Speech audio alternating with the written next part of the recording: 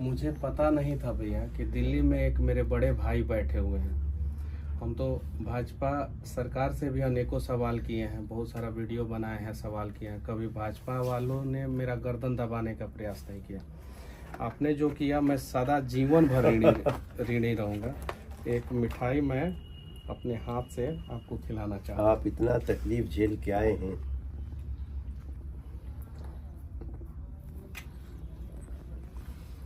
हम आपके संघर्ष को सैल्यूट करते हैं और आपकी निष्ठा को, बिहार के प्रति आपके भाव को, और हम हमेशा आपके साथ हैं। देखिए, बीजेपी कभी भी मीडिया की स्वतंत्रता, निष्पक्षता को चैलेंज नहीं करती। और मेरा 5000 वीडियो है जिसमें 4000 बीजेपी शासित प्रदेश में घूम घूम के है। यूट्यूब पे सारा साक्ष्य है, प्रमाण है, कोई भी जाके देख सकता है। यूपी में, लेकिन आपकी बातों में दम है, आपकी दलील में दम है, उससे हमको सीखने की आवश्यकता है।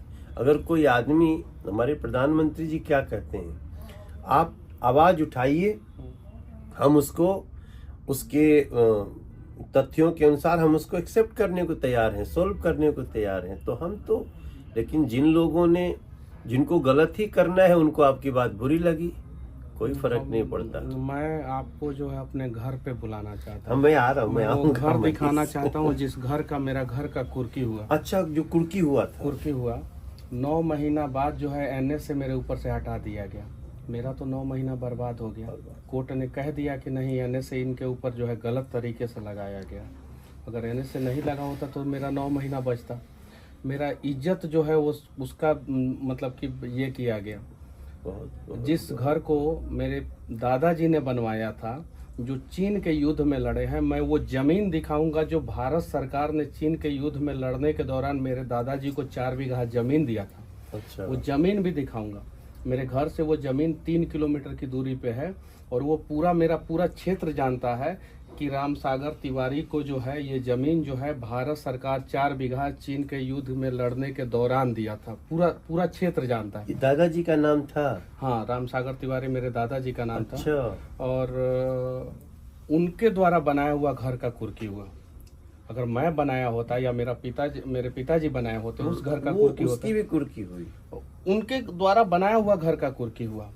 कुर्की में जो है मेरा चापाकल उखाड़ा गया, परेशान किया गया। अपराधी का कुर्की होता नहीं है, एक पत्रकार के घर का कुर्की इन लोगों ने कराया। बताइए, अब ये तो आग है हम दिल लोगों में। का मन यहाँ से भी, हम यहाँ इतना दूर से सुनते थे ना, तो हम तकलीफ में आते थे।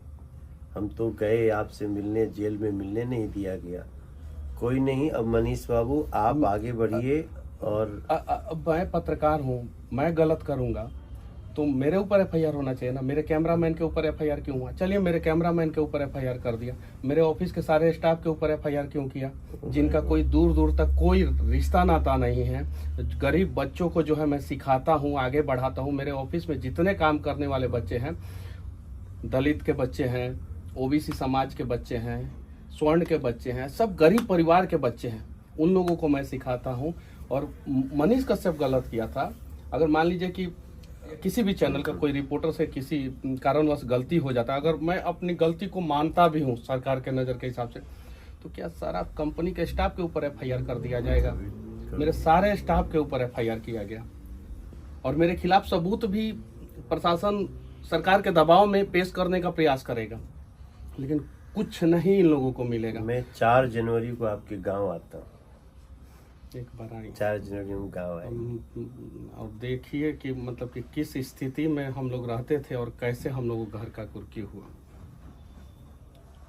ठीक है, कोई बात नहीं। अब ऐसी दमनकारी जो सोच है जिनकी, उसको कुचलना आवश्यक है। आगे जो है, आप जैसे लोगों को कोई इस तरह से फंसा करके, जो भी हो, आपको किसी जिन जिन जगहों पे अपने संस्मरण बताइए और उसको, जिन्होंने जो किया है उसको सजा मिलनी चाहिए। ये लोकतंत्र है भैया। दमन करने वालों को सजा नहीं मिलेगी तो हम जवाब क्या देंगे किसी को? हम 15 केस में बेल लिया मैं। 15 केस में? 15 केस में 11 केस जो है एक बार में किया गया मेरे ऊपर। 6 तमिलनाडु में, 4 बिहार में और 1 NSA, 11 केस एक बार में, एक वीडियो की वजह से। और वो वीडियो मैंने नहीं बनाया था, जिस आदमी ने बनाया था उससे दूर दूर तक मेरा कोई संबंध नहीं, ना कॉल डिटेल्स, ना कुछ मैच नहीं किया। किसी आदमी ने बनाया, उसके वजह से मेरे ऊपर।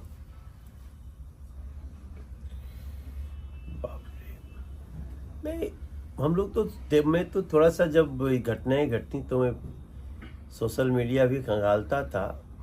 देश का युवा, ऐसे सब सच्चे लोग आपके साथ हैं, साथ थे, साथ हैं और साथ रहेंगे। हम आपके गांव आएंगे। चलिए एक बार आएंगे, 4 जनवरी को हम आ रहे हैं आपके यहाँ। गांव आके आपके उस घर को देखेंगे, गांव के लोगों से मिलेंगे।